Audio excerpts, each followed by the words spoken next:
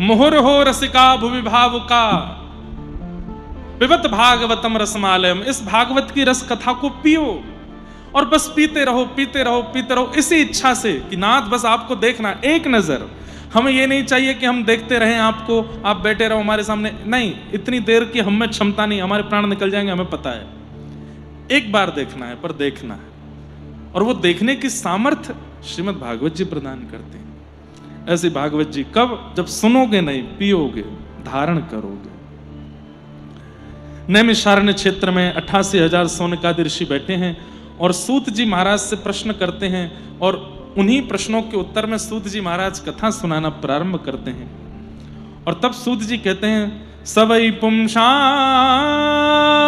परो धर्मो यतो भक्त यदोक्षजे अहैतु क्य प्रतिहता ययात्मा संप्रसीदति।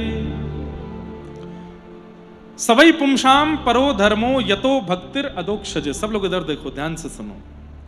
सभी प्राणी मात्र का परम धर्म क्या है? बोले अदोक्षज, भगवान की अहितु की भक्ति करना। अहितु की भक्ति किसको कहते हैं? प्रेम युक्त भक्ति करना। बंधुओं, आज 90% लोग, 95% लोग भगवान की आस्था युक्त भक्ति करते हैं, श्रद्धा युक्त भक्ति करते हैं, प्रेम युक्त नहीं। और एक बात कह दूं धीमे से, स्वार्थ युक्त भक्ति करते हैं।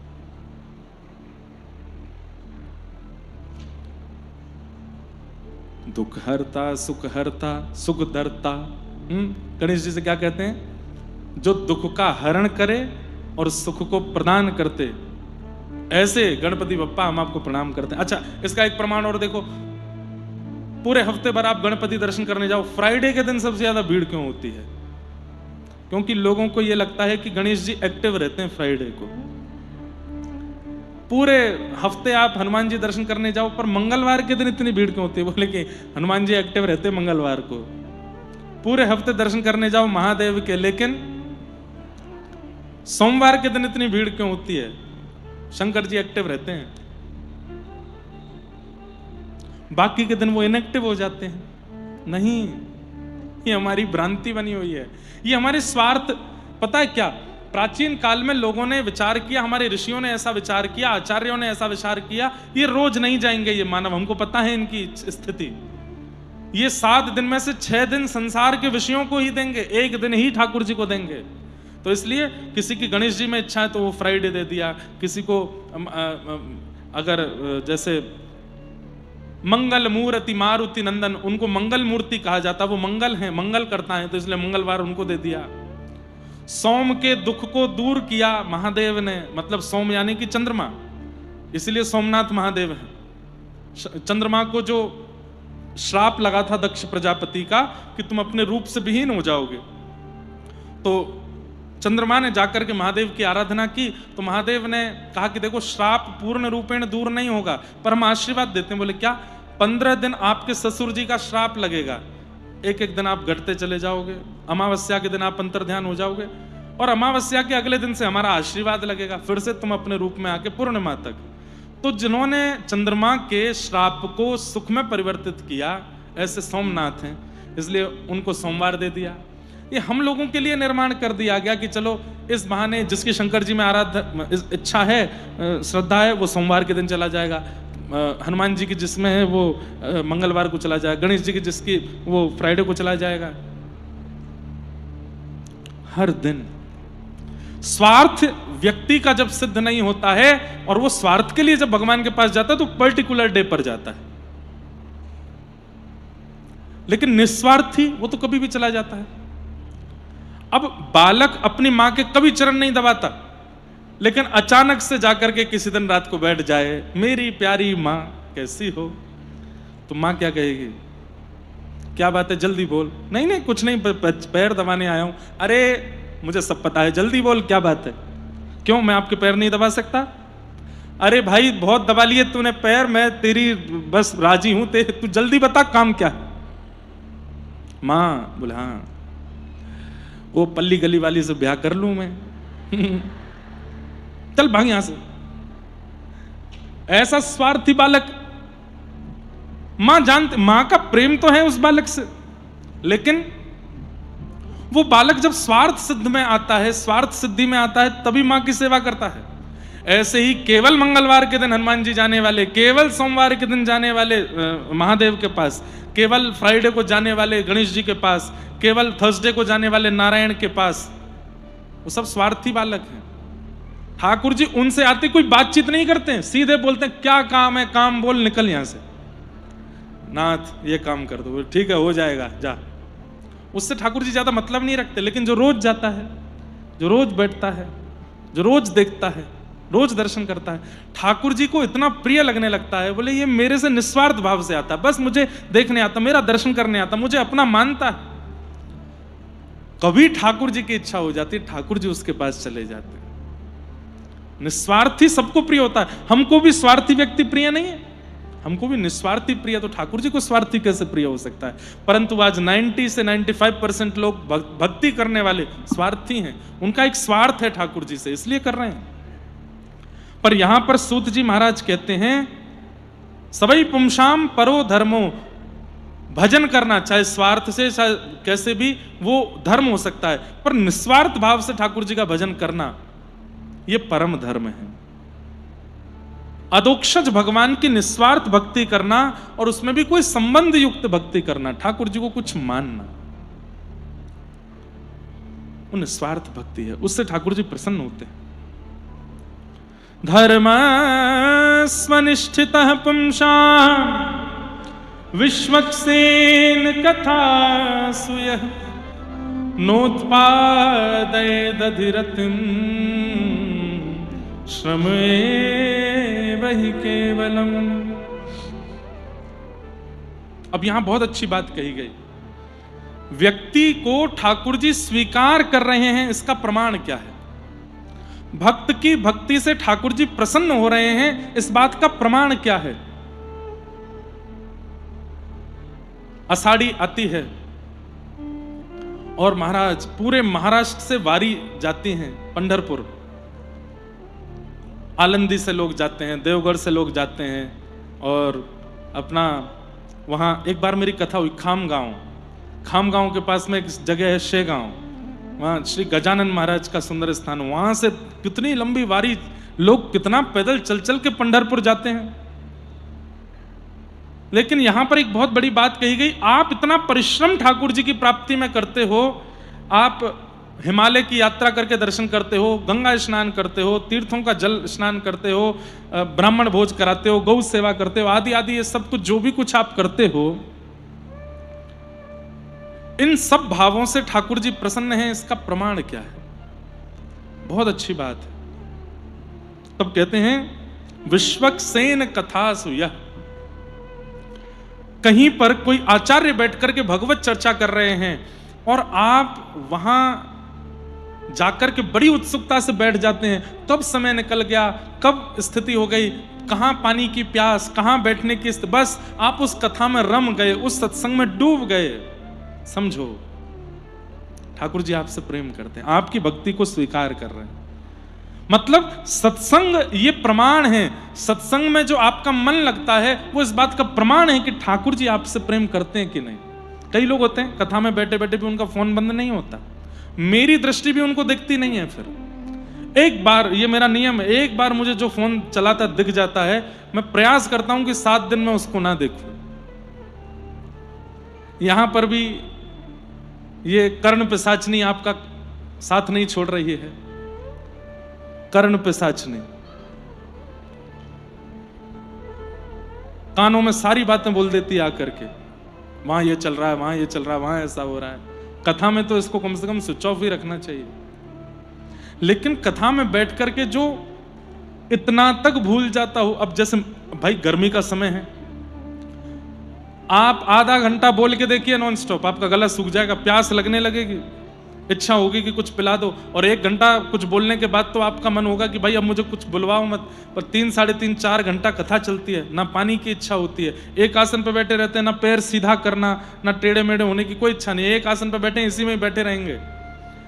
ऐसी स्थिति में जो कथा सुनने में रुचि रखते हैं, जिनका मन एकाग्र, चित्त वृत्ति एकाग्र, नेत्र एकाग्र, कान एकाग्र, सब कुछ एकाग्र होकर के भगवत भजन, भगवत कथा श्रवण करते हैं, और केवल दिखावे के लिए नहीं कि अगल बगल वाले देखें, देखो कितनी सावधानी से कथा सुन रहा, नहीं, भाव से।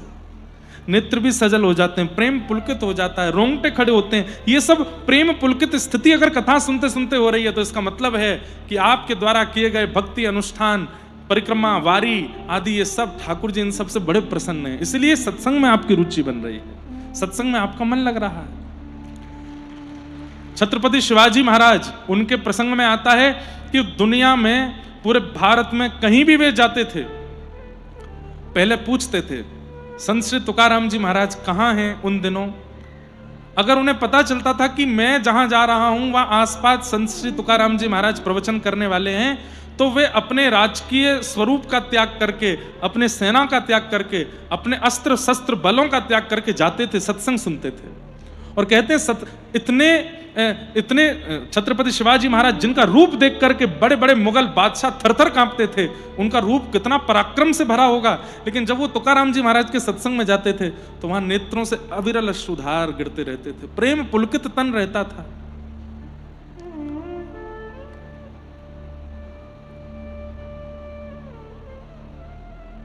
गोपियां कहती हैं कथा सुनने वाले की स्थिति कैसी होती है, तब कथामृतम तप्त जीवनम कवि भीरीडितम कल्मषापहम श्रवणमंगलम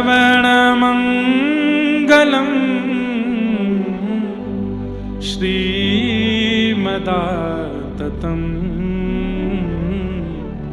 भुवि गृह्णन्ति ते भूरिदा जना। कथा सुनते समय स्थिति कैसी होती है, तो गोपियां कह रही हैं तब कथामृतम। पहली बात तो कथा शब्द जैसी ना लगती हो, ऐसा लगता हो कि अमृत पिलाया जा रहा है। संबोधनों का ध्यान रखिएगा। और यदि ये अनुभव कथा में बैठ के नहीं हो रहे हैं तो इसका मतलब कहीं ना कहीं ठाकुर जी अभी हमसे प्रसन्न नहीं है, क्योंकि यहाँ स्पष्ट कह रहे हैं कि ठाकुर जी की प्रीति, ठाकुर जी की आपके प्रति प्रसन्नता कथा में रुचि के रूप में प्रकट होती है। सबसे पहली बात, शब्द ना लगते हों, अक्षर ना लगते हों, वक्ता के मुख से निकली हुई बातें अमृत के समान लगती हों। अमृत मतलब जिसका पान करके अत्यंत तृप्ति का अनुभव हो जाए उसको अमृत कहते हैं। कथा ज्यों-ज्यों कर्ण रंध्र से प्रवेश करे मानो ऐसा लगता है कि बस आहा, अब सब विषाद जा रहे हैं, सब नष्ट हो रहा है, सब संसार के विषय भोग भाव सब खत्म हो रहे हैं, परम शांति की स्थिति बन रही है। पहली बात, तब कथामृतम, कथा अमृत के समान लगे। तप्त जीवनम, जीवन के जितने भी ताप हैं, चाहे वो शारीरिक ताप है, चाहे वो बौद्धिक ताप है, चाहे वो मानसिक ताप है, चाहे वो पारिवारिक ताप है, चाहे वो संबंधों का ताप है, वो सारे ताप धुल जाते हों, भूल जाते हों आप उनके बारे में कथा में बैठ करके। अब यहाँ इतने सारे लोग बैठे हैं, कोई हो सकता है अपनी पत्नी से लड़के आया हो, कोई हो सकता है अपने पति से लड़के, कोई बच्चे माता पिता से लड़के आए हों, झूठ बोल के आए हों, कई अपने संसार के बहुत सारे विषादों से, पर यहां आते ही परम प्रसन्न, सब भूल भाल गए। क्या चल रहा है, क्या हो रहा है, कुछ याद नहीं। कल्मषापहम, कल्मषों का जो नाश कर देती हो, कथा सुनकर के कल्मष दूर हो जाते हो। श्रवण मंगलम, मानो ऐसी इच्छा प्रकट हो जाती हो, हे विधाता ये दो ही कान क्यों दिए हैं, इस परम मधुर कथा को सुनने के लिए तो असंख्य कान होने चाहिए थे, रोम रोम हूं मैं तो श्रवणमयी रे। ब्रज की गोपियां कहती थीं, जब कोई यमुना पुलिन पर खड़े होकर के और ग्वाला कृष्ण को पुकारते थे, अरे कन्हैया, अरे कृष्ण, चल जल्दी चल, गैयान को लेकर के वापस नंद भवन को चल दे, अरे नंदरानी यशोदा मैया तेरी बाट देख रही है लाला। जैसे ही वो ग्वाल बाल कृष्ण को ऊंची टेर दे करके बुलाते हैं तो गोपियों के कानों में जब वो कृष्ण नाम ध्वनि पड़ती है तो गोपियां कहती हैं, अरे विधाता तेने दो कान क्यों बनाए। तो इन रोओं का कोई काम नहीं है, ये जबरदस्ती हमारे शरीर में ये रोएं प्रकट हुए, इनकी जगह तू कान ही प्रकट कर देता, असंख्य कान हो जाते ताकि उनसे हम कृष्ण नाम सुनते। अब व्रज रस में मुझे ज्यादा अगर आप ले जाएंगे तो फिर मैं वहीं चला जाऊंगा। एक और बहुत सुंदर भाव आता है। एक दिन सब गोपियां किशोरी जी को लेकर के बैठी थी। बीच में एक शिला के ऊपर किशोरी जी बैठी हैं और चारों तरफ सब गोपियां बैठ करके श्री कृष्ण की रूप माधुरी का वर्णन कर रही हैं। कैसे हैं श्याम सुंदर। हाँ, कोई गोपी कह रही है ऐसी काचनी पहन करके घूमते हैं। अरे कोई गोपी कह रही है ऐसी कमर पर क्षुद्र घंटिका पहन के डोलते हैं। कोई गोपी कह रही है आपने भुजा देखी उनकी, वो आजान उलंबित भुजा। जब ठाकुर जी खड़े होते हैं तो उनके हाथों की जो सबसे बड़ी उंगली है वो घुटने तक आती है। इतनी लंबी लंबी भुजाएं हैं ठाकुर जी की, और वो भी पतली दुबली भुजा नहीं है, खूब अच्छी, मानो जैसे कोई सुंदर गदमदरा से हाथ हैं ठाकुर जी के, स्पर्श करने की इच्छा होती है। कोई कहती है अरे मैं तो ग्रीवा पे अटक गई हूं, ऐसे सुंदर गलो है। जब जब श्री कृष्ण अपने टेढ़े मुखमंडल को इधर उधर घुमा में उनके गर्दन पे जो सरवटें आती हैं, मेरा तो मन करे मैं वही में डूब जाऊं, इतने सुंदर लगे। कोई गोपी बोली अरे मैं तो 6 महीना ते चरणन में ही अटकी हूं, जब जब मेरे सामने आमे चरणन ते मेरी नजर ही ना हट पावे। कैसे त्रिभंग लली श्याम सुंदर, कैसे कमल जैसे पवन प्रिय उनके चरणारविंद हैं। कोई गोपी कह रही है अरे मैं तो एक भंवर की तरह उनके घुंघराले केशन में अटक गई हूं। कैसे केश हैं उनके। एक गोपी कह रही है अरे कोई केशन में अटकी है, कोई गले में अटकी है, कोई नाक, कोई हाथ में अटकी है, कोई चरणन में अटकी है, कोई नासिका पे अटकी है, कोई गाल पे। अरे भूल के भी नेत्र मत देख लियो। बोले क्यों। मैं रही ना काहू काम की, आज मैं किसी काम की नहीं हूं। सास ननद मोहे गारी देते हैं, मेरी सास ननद सब मुझको गारी दें। रही ना काहू काम की, क्यों लगन लगी घन श्याम की। मैंने जादना से उनके नेत्र देखे, मैं कुछ नहीं कर पाती हूं। ऐसे कटाक्ष कमल जैसे नेत्र हैं। अरे तुम बहुत भली हो जो हाथ देख रही हो, चरण देख रही हो, उनके केश देख रही हो, नाभि देख रही हो, कंठ देख रही हो। बस मेरी प्रार्थना है आंख मत देख लियो। बोले क्यों, मेरी जैसी है जाओगी, कुछ नहीं कर पाओगी। मुंह पे रोटी ना बने, मुंह पे सब्जी ना बने, मुंह पे सोयो ना जावे, मुंह पे श्रृंगार ना कियो जावे, ऐसे सुंदर श्याम सुंदर है। और ये सब की गोपियों की चर्चा बीच में बैठी बैठी किशोरी जी सुन रही हैं और नेत्रों से प्रेम पुलकित अश्रु निकल आते हैं। तब किशोरी जी से एक सखी बोलती है हे श्यामाजू, श्याम सुंदर जब सन्मुख आते हैं तब आपको कैसा लगता है, आप भी तो बताओ। तो किशोरी जी कहां से प्रारंभ करती हैं। जो विधि ना को वश कर पाऊं। किशोरी जी क्या कह रही हैं। बोले सुनो, इस बार ब्रह्मा भगवान ने बनाया है, लेकिन सब गोपियां ध्यान से सुनो, अगली बार मैं स्वयं ब्रह्मा बनूंगी या मैं किसी अन्य अपनी को ब्रह्मा बनाऊंगी और उससे बोलूंगी कि मानव को ऐसा ऐसा बनाना। तब गोपियां कहती हैं आप मानव में क्या बनवाओगी। तब किशोरी जी कह रही हैं रोम रोम प्रति नैन बनाऊं। अरे ये 2 नेत्र श्याम सुंदर को देखने के लिए बड़े कम हैं, ये जितने रोए हैं शरीर में सब जगह नेत्र प्रकट कर दूंगी, ताकि प्रत्येक नेत्र से श्याम सुंदर हमारे अंदर विराजमान हो जाएं, हमारे अंदर व्यवस्थित हो जाएं। और रोम रोम प्रति नैन बनाऊं, और क्या करूंगी, इकटक रहे पलक न बनाऊं। एक तो रोम रोम में नेत्र बनाऊंगी और उनमें भी पलक नहीं बनाऊंगी। क्यों, ताकि वो हमेशा खुले ही रहें, श्याम सुंदर दिखते ही रहें। उनकी रूप माधुरी, रस माधुरी, उनकी चलन माधुरी, उनकी हसन माधुरी, उसका केवल हम दर्शन करती रहें। ये पलक कभी बीच में ना आवे विक्षेप के रूप में, ऐसे श्याम सुंदर को हम केवल देखते रहें।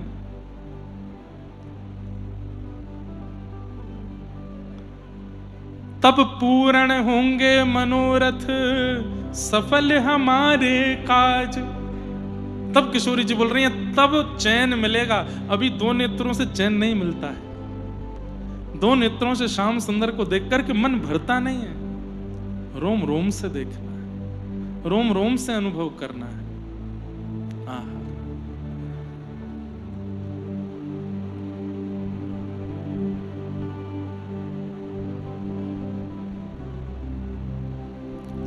गोपियां कह रही हैं कथा सुनने के बाद में ऐसी स्थिति होने लगे कि बस लगने लगे कि ये 2 कान बड़े कम हैं। अरे विधाता, हमारे प्रत्येक रों को सुनने की सामर्थ्य प्रदान कर दो, ताकि जब जब व्यास जी कृष्ण बोला करें, जब जब व्यास जी राधा माधव बोला करें, जब जब राधा गिरधर लाल, राधा रमन लाल, राधा वल्लभ लाल बोला करें, तो ये 2 कान नहीं, प्रत्येक रों सुना करे उस नाम को। हमारे शरीर में रक्त की धार नहीं, कृष्ण नाम की धार बहने लगे। ऐसी मन में इच्छा प्रकट कथा सुनते सुनते होने लग जाती हो, तब समझो कि ठाकुर जी प्रसन्न है। श्रवण मंगलम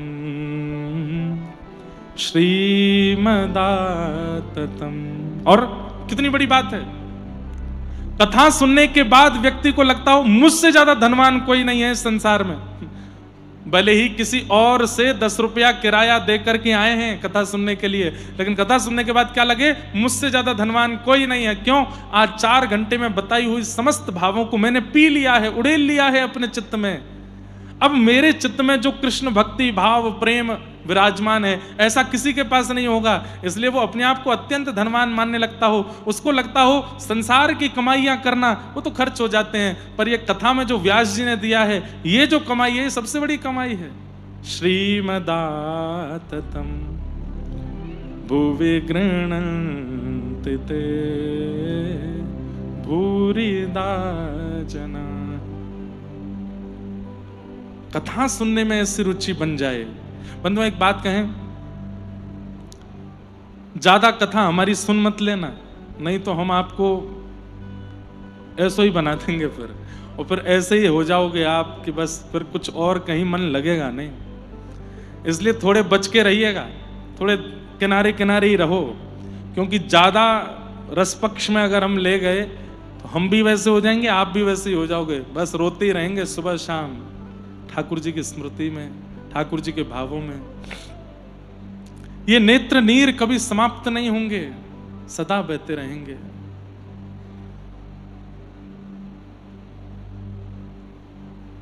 स्थिति कैसी हो जाएगी? गोवर्धन वासी सांवरे, गोवर्धन वासी सांवरे, लाल तुम बिन रहो न जाए, लाल तुम बिन रहो न जाए रे, गोवर्धन वासी सांवरे, गोवर्धन वासी सांवरे। दर्शन को नैना तपे, वचन सुनन को कान, मिलवे को हियरा तपे, ही के जीवन प्राण, गोवर्धन वासी सांवरे, गोवर्धन वासी सांवरे। बस ऐसी स्थिति हो जाएगी, तुम बिन रहो न जाए, बस अब आप चाहिए। जैसे प्यासे को जल चाहिए, जैसे लोभी को धन चाहिए, जैसे निर्धन को धन चाहिए, जैसे कामी को काम चाहिए। हे नाथ, ये सब उसके बिना नहीं रह पाते, ऐसे मैं भी आपके बिना नहीं रह सकता, आप चाहिए मुझे। कथा सुनते सुनते ये भावना, ये स्थिति मन में प्रकट होने लग जाए, ऐसी मन स्थिति, ऐसी चित्तवृत्ति होने लग जाए, तो समझ जाओ ठाकुर जी आपसे प्रसन्न है। लेकिन बस समय पूर्ति के लिए कथा सुन रहे हैं कि इतने बजे से इतने बजे तक सुननी है, ये बातें सुननी है, फिर उसके बाद उठ के जाना है। ठाकुर जी प्रसन्न आपसे इतने प्रसन्न नहीं है, क्योंकि आप केवल वहीं अटक गए हो, उससे आगे बढ़ नहीं पा रहे हो। अरे प्रसंग आता है, मैं बंधुओं नेत्र बंद करके कथा कहूं तो समझ जाइएगा कि शायद किसी अन्य भाव में हूं, इसलिए कहने दीजिएगा, बस आप सुनते रहना। हमारे व्रजमंडल के श्री कृष्णदास, उनका स्वरूप ऐसा था कि वो किसी भी वस्तु को देखते थे, जैसे हमारा मन कैसा है, हम आम देख लेते हैं तो आम देख करके हमारे मुंह में पानी आ जाता है, अरे ये आम तो मैं खा लूं, कितना बढ़िया लगेगा, इसको बढ़िया फ्रिज में रख के ठंडा करके इसको काट करके ऐसे खाऊंगा, कोई सोचता है चूस के खाऊंगा, कोई सोचता है इसकी गुठली खाऊंगा, कोई सोचता है इसका अचार बनाऊंगा। आम को देख करके हम अपने रसना की कितनी भावना सोच लेते हैं। लेकिन कृष्णदास जी की दृष्टि कैसी थी, वो आम की सुंदरता देख करके मन में विचार करते थे, मेरे ठाकुर जी को भोग लगेगा तो उनको कितना सुख मिलेगा, उनको कितना अच्छा लगेगा। कोई व्यक्ति कपड़े देखता है तो कपड़े देख करके तुरंत सोच लेता है मैं पहनूंगा तो कैसा लगूंगा, लेकिन श्री कृष्णदास जी सोचते थे इस छपाई का कपड़ा यदि मेरे ठाकुर जी की पोशाक बनेगी तो कितनी बढ़िया लगेगी। मतलब वो हर वस्तु को देख करके ठाकुर जी के ऊपर इमेजिन करते थे, कभी अपने ऊपर नहीं। एक बार आगरा गए, आगरा की सब्जी मंडी में घूम रहे थे, तभी उनको एक सुंदर गायन का स्वर सुनाई देने लगा। एक कोई स्त्री बड़े सुंदर स्वर में गा रही थी, और वो स्वर सुनते ही कृष्णदास जी रुक गए और मन में सोचने लगे इतना सुंदर स्वर, अरे ये स्वर तो मेरे ठाकुर जी के सन्मुख प्रकट होना चाहिए, इस स्वर से तो मेरे ठाकुर जी की सेवा होनी चाहिए।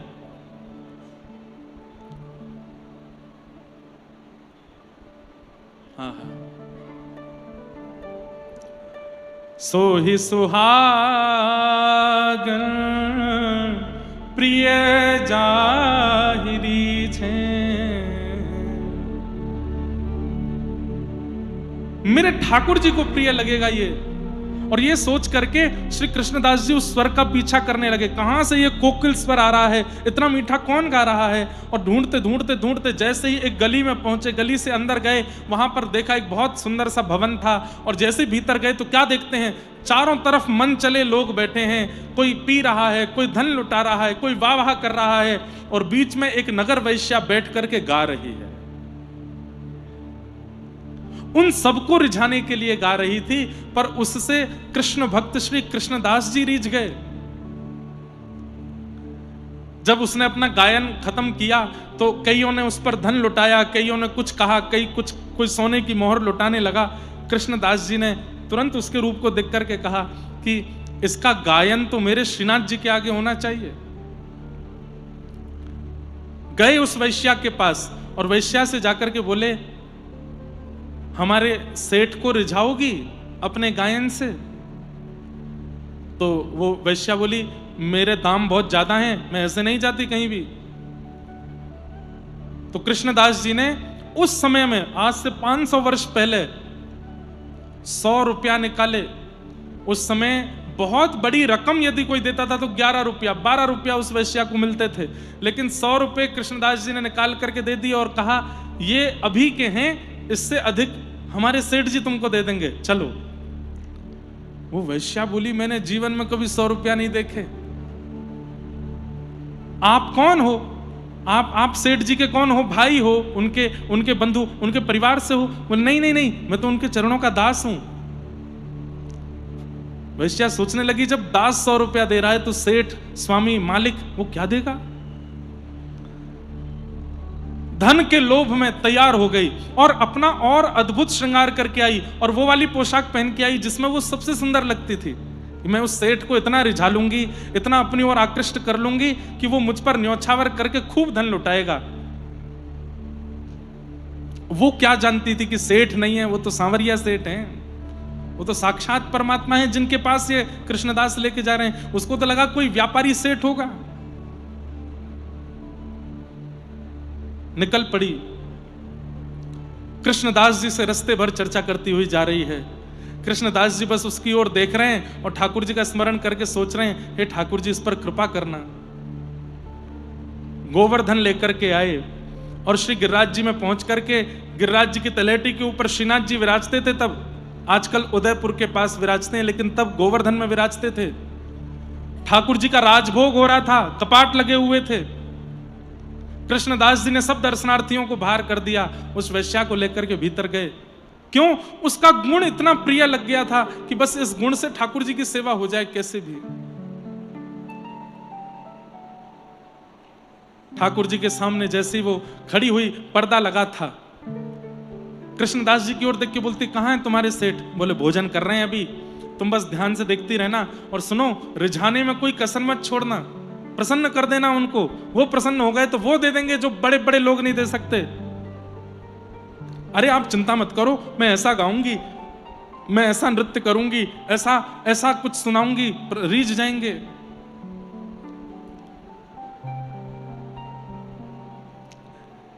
जैसे ही कपाट खुले, उस वैश्या ने नेत्र भर करके जब देखा, एक भुजा ऊपर की ओर, दूसरी भुजा कमर पर है, नेत्र नीचे हैं, मंद मुस्कुरा रहे हैं, सिरपेच धारण किया है, उस पर मोर पिच्छ है, यहाँ पर वंशी जी धारण है, छड़ी जी अपने हाथ के नीचे लगा रखी हैं, पैरों में पाजेब पहनी है, गले में सुंदर वनमाला धारण की है, सुंदर वैजंती माला पहनी हुई है, चंदन की सुंदर सुगंधी से सुगंधित हो रहे हैं। सामने एक पुजारी जी खड़े होकर के सुंदर दीप मालिका से आरती कर रहे हैं।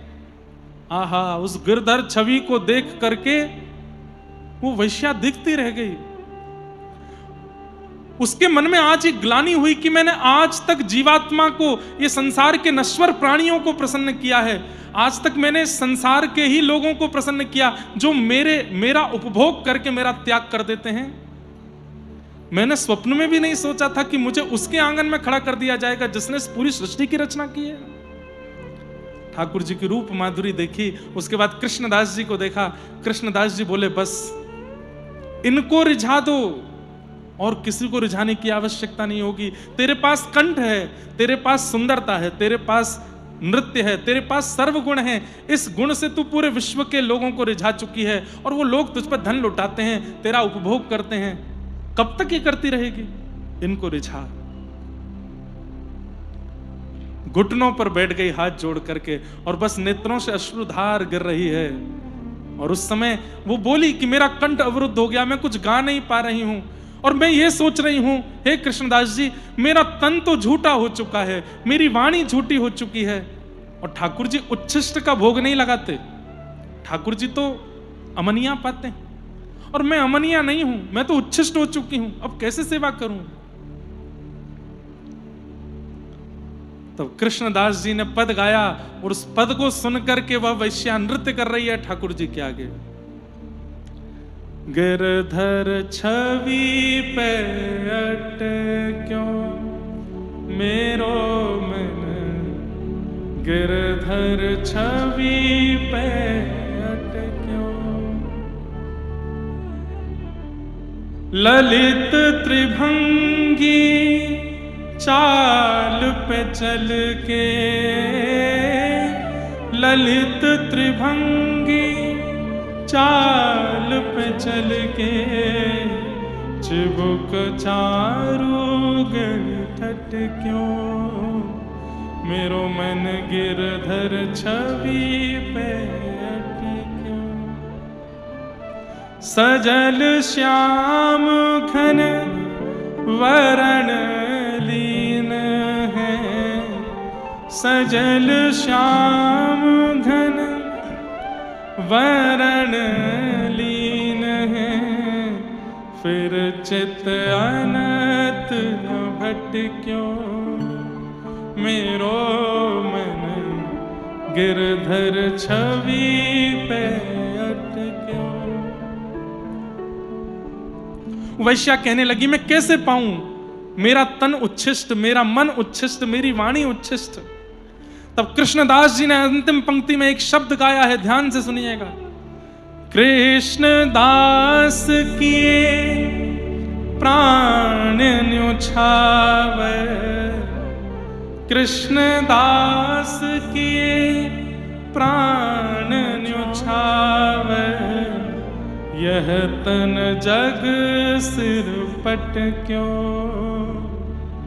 कृष्णदास जी कह रहे हैं, तेरा तन अपवित्र होगा, तेरी वाणी अपवित्र हो सकती है, तेरी बुद्धि अपवित्र हो सकती है, लेकिन तेरी आत्मा परम पवित्र है। आत्मा को कोई अपवित्र नहीं कर सकता।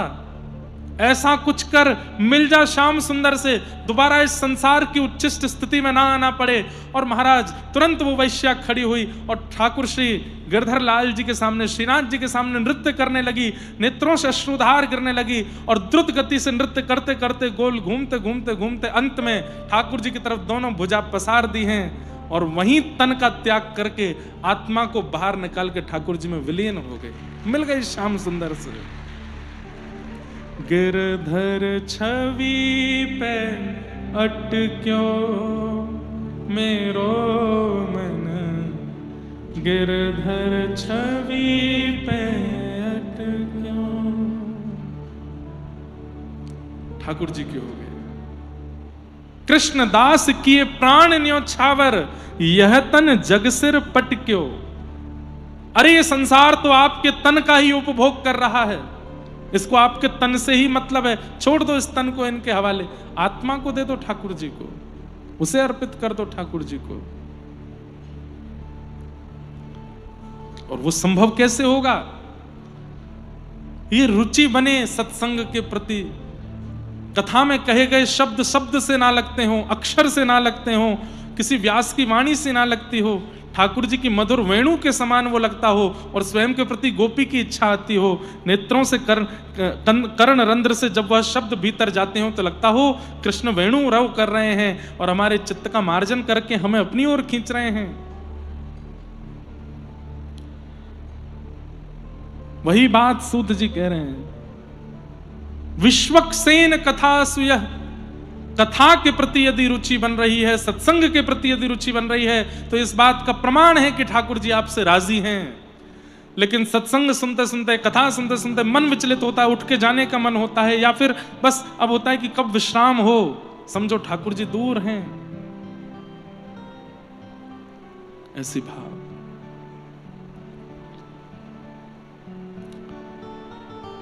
सूत जी महाराज प्रवचन कर रहे हैं, सब प्रकार के भावों का, भगवान के अवतारों का वर्णन करते हुए श्रीमद् भागवत की रचना क्यों की गई इस बात का प्रमाण दिया। इदं भागवतम नाम पुराणम ब्रह्म संहितम, उत्तम श्लोक चरितम चकार भगवान ऋषि। ये भागवत नाम का पुराण है जिसका निर्माण वेदव्यास जी महाराज ने किया है। उत्तम श्लोक चरितम, उत्तम श्लोक भगवान के भक्तों का इसमें चरित्र है और भगवान वेदव्यास ने इसकी रचना की है। ऐसी भागवत की रचना की कथा सुनाई गई। वेदव्यास जी महाराज का मन विचलित था, तब नारद जी महाराज ने जाकर के उनको कहा कि आपने जितने भी ग्रंथ लिखे हैं उन ग्रंथों में भगवान के यश का वर्णन किया है, भगवान के ऐश्वर्य का वर्णन किया है, अभी तक ठाकुर जी के बाल भाव का आपने वर्णन नहीं किया, उनके प्रभाव का वर्णन बहुत किया है, उनके स्वभाव का वर्णन नहीं किया है, इसलिए आपका मन अशांत है। हे वेदव्यास जी, ऐसे किसी ग्रंथ की रचना करो जिसमें भगवान के स्वभाव का वर्णन हो, प्रभाव का नहीं। प्रभाव तो पूरी दुनिया जानती है ठाकुर जी का, प्रभाव कैसा है ये तो सब जानते हैं, लेकिन उनका स्वभाव कैसा है इसका वर्णन आपने अभी तक नहीं किया, इसलिए आपका मन अशांत है। तब वेदव्यास जी महाराज ने भागवत की रचना की। भागवत में भगवान के प्रभाव नहीं, स्वभाव की चर्चा ज्यादा है, भगवान के स्वभाव की चर्चा है। कैसा स्वभाव है ठाकुर जी का? हमारे भारत में जयपुर में एक संत हुए, उनका नाम था श्री राम प्रसाद जी महाराज। क्या नाम था? राम प्रसाद। बहुत दिन बाद इनका चरित्र याद आया है, ध्यान से सुनिएगा। इनके पिताजी जो थे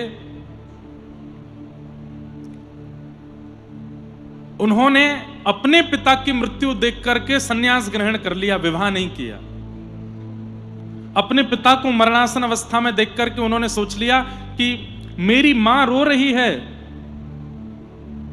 इसका मतलब है कि मैं कल को विवाह करूंगा और विवाह के बाद मेरे प्राण चले गए तो मेरी वजह से भी किसी को रोना पड़ेगा, मैं विवाह नहीं करूंगा। और इस कारण से उन्होंने विवाह नहीं किया। ध्यान से सुनिएगा। और विवाह ना करके सर्वगुण संपन्न होकर संपत्ति होते हुए भी केवल अपने पिता की मृत्यु देख के ऐसा वैराग्य आया, सब छोड़ करके भजन करने वन में चले गए और इतना नाम जप किया, इतना नाम जप किया, 24 घंटे ठाकुर श्री का नाम जप करते, राम जी का स्मरण करते, राम राम राम राम राम राम जपते रहते थे। कुछ ही महीनों में राम नाम का ऐसा प्रभाव हुआ कि एक क्षण के लिए इन्होंने अपने नेत्र खोले तो क्या पाया, साक्षात प्रभु श्री राम, श्री जानकी जी, श्री भरत जी, लक्ष्मण जी, शत्रुघ्न जी, श्री हनुमान जी, समस्त राम दरबार इनके सामने प्रकट हो गया। इन्होंने जैसे ही ठाकुर जी को प्रणाम किया, राघव जी को प्रणाम किया, राम जी बोले हम केवल 2 शब्द बोलेंगे और बोल के अंतर ध्यान हो जाएंगे, ध्यान से सुनना। बोले जी भगवान आज्ञा करें। विवाह करो। बोले नाथ ये कैसी बात कह रहे हैं, मैं तो आपके संग रहना चाहता हूं। अरे मुझे संसार में नहीं रहना, ले चलिए अपने साथ। इतने में तो ठाकुर जी अंतर ध्यान हो गए। क्या बोल के गए, विवाह करो। खूब ढूंढा, ठाकुर जी नहीं मिले। अब तो इतने परेशान हो गए, अब कहां जाऊं। घर परिवार में ज्यादा लोग थे नहीं, लौट करके आए और आकर के अब बस सोचने लगे कैसे करूं। ठाकुर जी कह के गए विवाह करो। ब्राह्मण थे, कितनी अद्भुत कथा है कि इनके घर तो कोई आया नहीं, तो ये ब्राह्मणों के घर जाते और जाके उनका द्वार खटखटाते। वो कहते अरे अरे आओ आओ आओ भैया बैठो विराजो। हमने सुना था कि आप पिताजी की मृत्यु के बाद वन में चले गए थे भजन वजन करने, सोचा था विरक्त हो गए, पर अभी सुना कि आप तो वापस आ गए लौट के। बोले हाँ आ गए। कहिए क्या बात है। बोले हम बस ये पूछना चाहते थे आपकी पुत्री है क्या। तो वो कहते हाँ है। तो उनका विवाह हो गया। बोले विवाह तो नहीं हुआ, हम अच्छे हैं वर हमसे ब्याह कर दो। आप खुद ही जाके अपना संबंध देते सबको। तो 2-4 ब्राह्मणों ने तो उनको भगा दिया। बोले ये कैसी बात करते हो, खुद ही आके बोल रहे हो हमसे ब्याह करा दो। और बोले मैं कैसे समझाऊं कि मुझे ठाकुर जी ने आज्ञा दिया कि ब्याह करो, और बहुत समय लगना नहीं चाहिए। एक बार ऐसे भ्रमण करते करते एक ब्राह्मण के यहाँ पहुंचे और जाकर के बोले आप देखो पहले ही हम आपको बोलते हैं, हम बहुत मार खा चुके हैं, बहुत पिटाई खा चुके हैं इस बात के लिए, लेकिन हम स्पष्टता से आपसे भी पूछ लेते हैं, मारिएगा नहीं हमको मना कर देंगे, हम चुपचाप चले जाएंगे। आपकी पुत्री है। बोले हाँ। ब्याह हो गया। बोले नहीं हुआ, हमसे कर दो, हम योग्य वर हैं। तो ब्राह्मण इतने प्रसन्न, मतलब भावुक हो गए इनकी बात। बोले ये कैसा, देखो इनका दुर्भाग्य ही कह सकते हैं, माता पिता है नहीं परिवार में कोई, खुद ही जा रहे हैं कि मुझसे ब्याह कर दो। और वो ब्राह्मण रीझ गए, उन्होंने अपनी पुत्री का विवाह उनसे कर दिया। उनके जो प्रथम संतान हुई उसका नाम उन्होंने राम प्रसाद रखा। क्यों? क्योंकि राघव जी की आज्ञा से ही दाम्पत्य जीवन में प्रवेश किया, ये संतान भी उन्हीं की कृपा से हुई है, तो इसका नाम राम प्रसाद है। राम प्रसाद नाम रखा। जयपुर में रहते थे। बहुत ध्यान से सुनिएगा। हमारे जयपुर में वृंदावन के सप्तनिधियों के प्रथम ठाकुर विराजते हैं श्री गोविंद देव जी।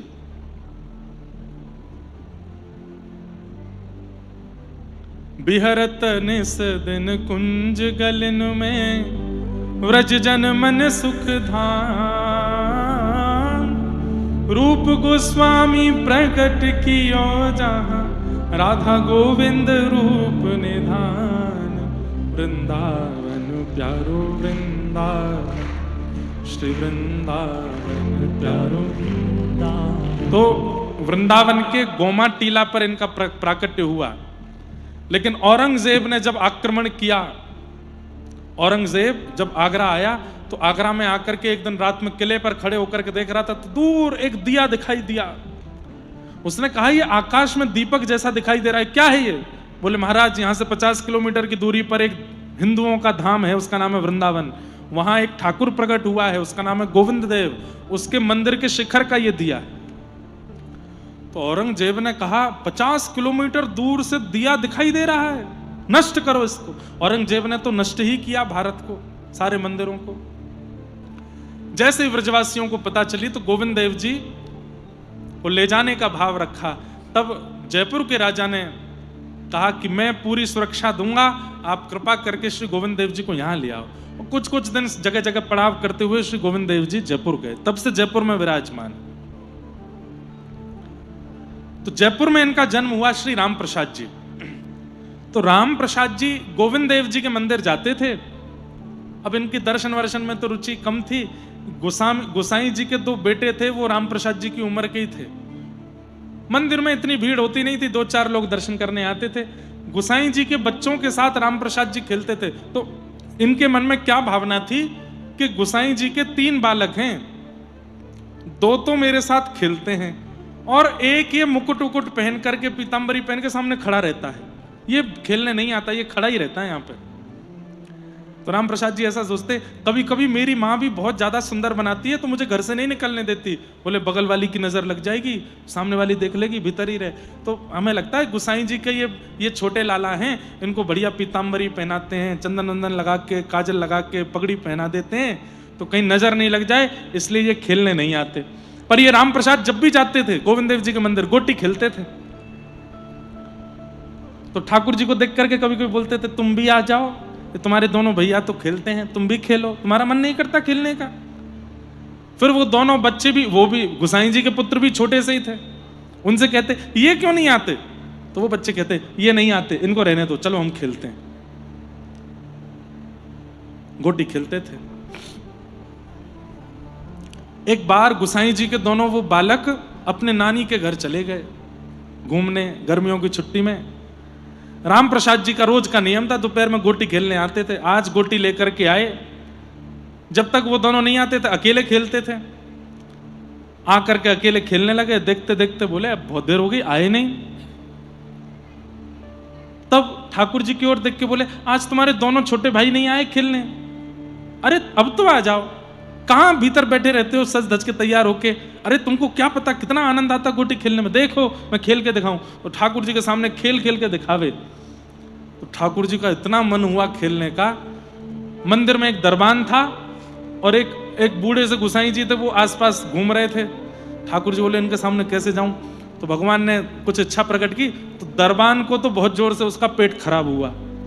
वो भागा लघु शंका दीर्घ शंका के लिए। ऐसा पेट खराब हुआ कि आवेगा नहीं आधे घंटे से पहले।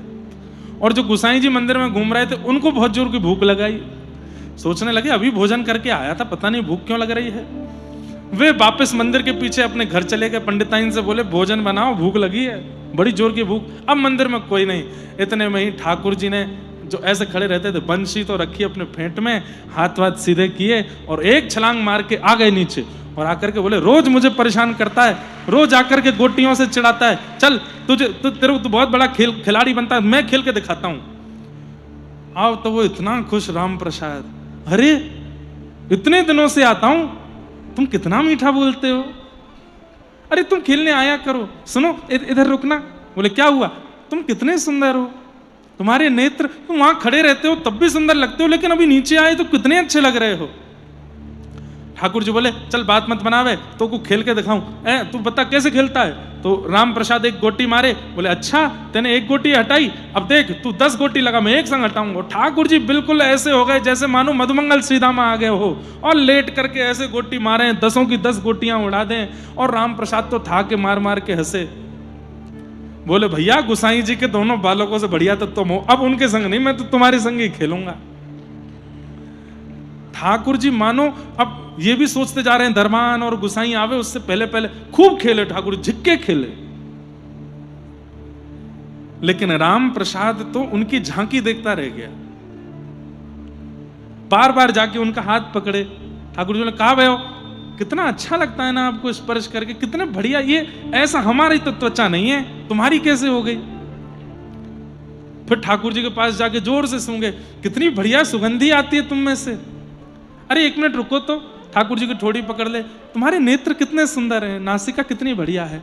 ऐसे ठाकुर जी को देखे और ठाकुर जी उस पर मोह, अरे इन को खेल अंदर, चल आजा मेरे संग खेल। इतने में ही दरबान और गोसाई जी दोनों आ गए। सो ठाकुर जी ने क्या किया, अपनी फेंटा खोली और राम प्रसाद की जितनी गोटी थी सब भर के फेंटा में बांध के ठाकुर जी जाके खड़े हो गए वहीं पे। अब वो राम प्रसाद सामने खड़ा है, सामने खड़े होकर के रो मेरी गोटी ले गए हो, मेरी गोटी ले गए हो, अरे ये तो चोर है, ये तो छलिया है। और जोर जोर से चिल्लावे, हाथ पैर पटके, और कभी कुछ करे कभी कुछ करे, कभी कुछ हिलावे। गोसाई जी बोले ए क्या बात है, ये हल्ला क्यों करता है राम प्रसाद? अरे मेरी गोटी ले गया, मेरी गोटी ले गया, इसको खींच के लाओ, मेरी गोटी मेरे को वापस करो, मैं नहीं आऊंगा कल से खेलने, बड़ी मुश्किल से मैंने इकट्ठी करी, जे लेके भाग गया भीतर। और ठाकुर जी मंद मंद मुस्कुरा रहे हैं। गोसाई जी बोले क्या बोलता है? अब मेरी गोटी ले गया भीतर। कहां ले गया गोटी? मैं मेरी गोटी लेके गया, इसके फेंटा में रखी मेरी गोटी। गोसाई जी बोले ये ठाकुर जी की थाल है, थाल में खिलौने रखे थे ठाकुर जी के, ये देख सोने की गोटी, चांदी की गोटी, कहां है तेरी गोटी? यहां नहीं है, फेंटा में है, ये जो बगल में फेंटा बंधा इसमें है मेरी गोटी। गोसाई जी बोले तेरे लिए फेंटा नहीं खोलूंगा मैं ठाकुर जी का। तो बोले मैं भी यहीं प्राण त्याग दूंगा, गोटी लेके जाऊंगा अपनी, मैं सिर मारूंगा अभी अभी जमीन में अपना। और छोटा बालक वो तो ऐसे ही करता है, और छोटा बालक राम प्रसाद और जाकर के ऐसे सिर मारे अपना जमीन में, बोले मेरी गोटी दो। गोसाई जी बोले रुक जा रुक जा रुक जा, मत मार, अभी देख तेरे सामने फेंटा खोलता हूं। बाहर दरबान भी आ गया, बोले अब तू आज चला जा, कल से नहीं आने दूंगा तुझे। चिल्ला रहा है, जिद कर रहा है, खोल दो गोसाई जी आप फेंटा। और जैसे ही गोसाई जी ने फेंटा खोला, कड़ कड़ कड़ कड़ करके सारी गोटियां उसमें से गिर गई, नीचे फैल गई। ठाकुर जी की सोने चांदी की गोटियां हैं, वो तो सामान्य गोटी, उसको हमारे यहां कंचा बोलते हैं, ऐसे हरे नीले गुला ऐसे रंग के होते हैं। गोसाई जी बोले ये तो राम प्रसाद तू ही खेलता ना इनसे। बोले हाँ मैं वही तो कह रहा, ये मेरी लेके मेरी गोटी वापस करो। और वो गोसाई जी के हाथ कांपे, पैर कांपे, और वो ठाकुर जी की ओर देखें। बोले राम प्रसाद भीतर आके फेंटा में नहीं बांध सकता। हे नाथ, ये आपकी कोई लीला है क्या? ये आपकी कोई कृपा है क्या? इतने में ही श्री गोविंद देव जी मंद मंद मुस्का गए, हल्की सी झांकी गोसाई जी को दिख गई। आहा जय जयकार करने लगे, श्री राधा गोविंद देव की। अरे ये तो खेल के रसियां हैं। और राम प्रसाद को गोटियां देख करके हृदय से लगा लिया। बोले भैया अब सही सही बताते हैं क्या अनुभव किया?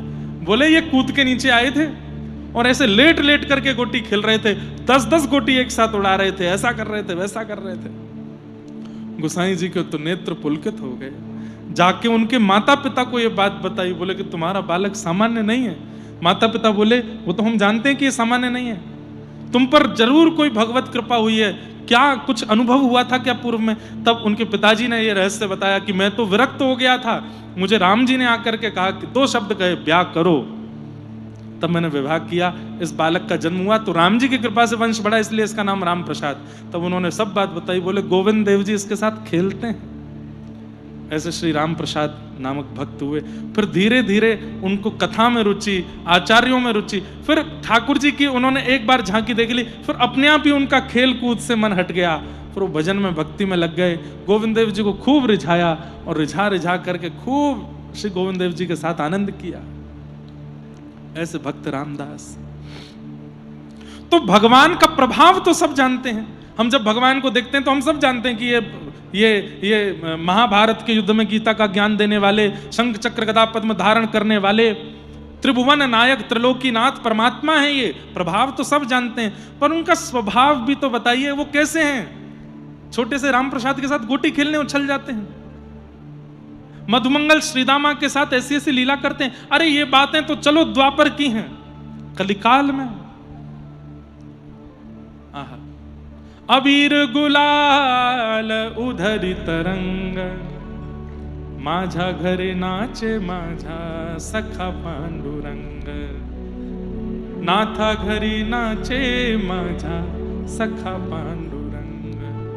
वहां दूर श्री नामदेव जी महाराज कीर्तन कर रहे हैं और पंडरीनाथ खड़े खड़े रुक्मणी जी से कह रहे हैं, हे रुक्मणी जी। बोले क्या, थोड़ी देर मेरी जगह खड़ी हो जाओ आप। बोले क्यों? बोले नामा कीर्तन कर रहा है, मेरा मन कर रहा है मैं जाके थोड़ा मैं नाच के आ जाऊं, इतना सुंदर कीर्तन चल रहा है, मेरा मन हो रहा है मैं वहां पहुंच जाऊं।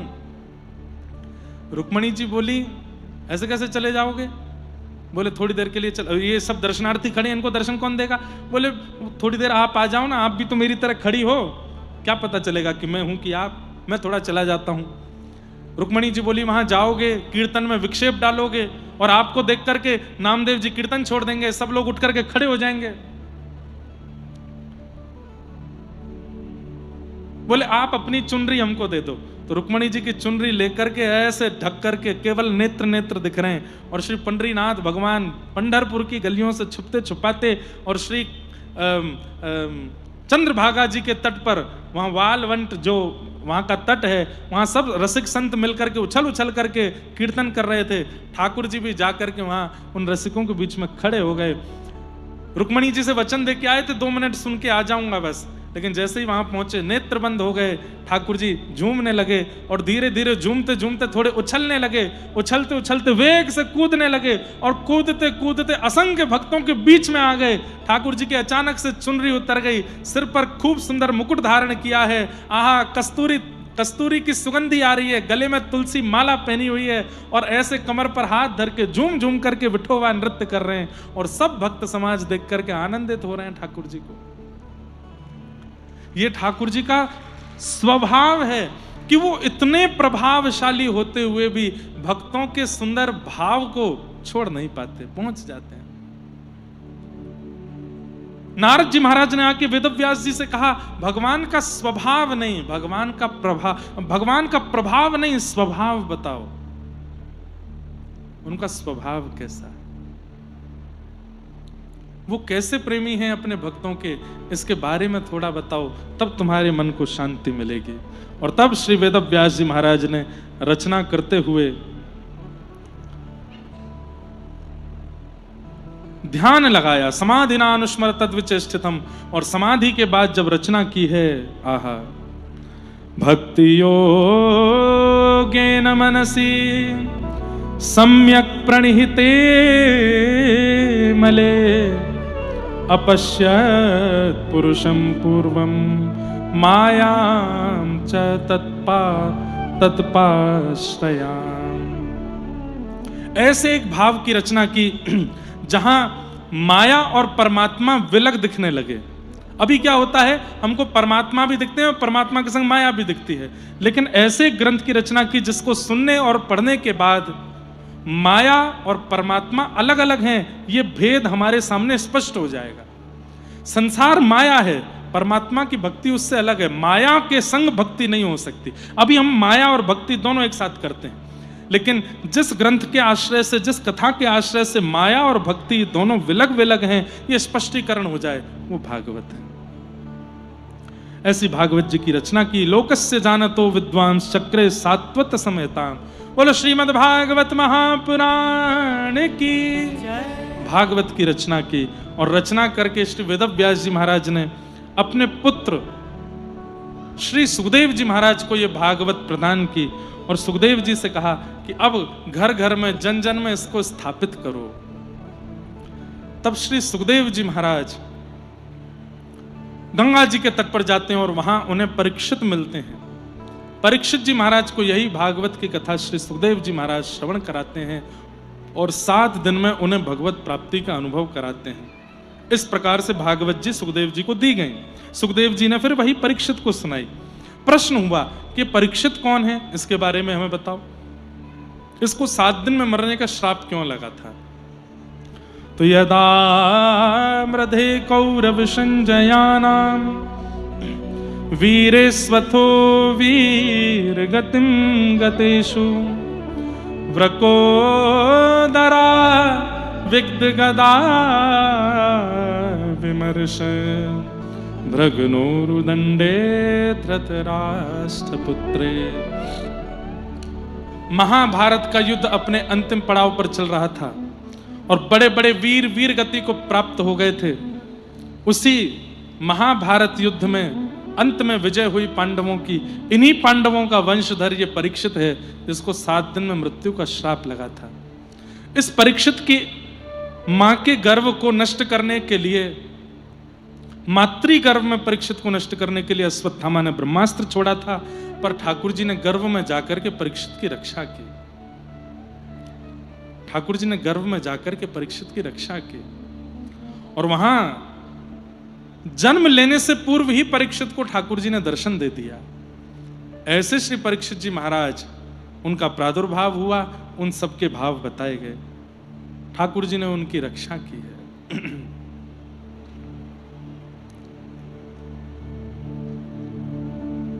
बहुत सुंदर भाव।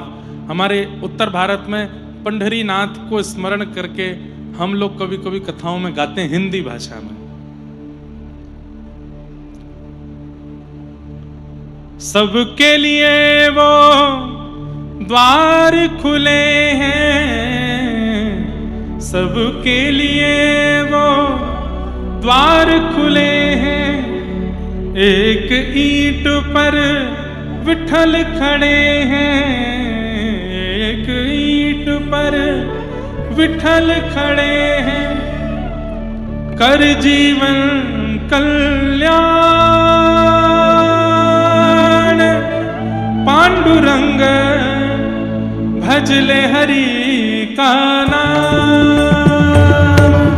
भजले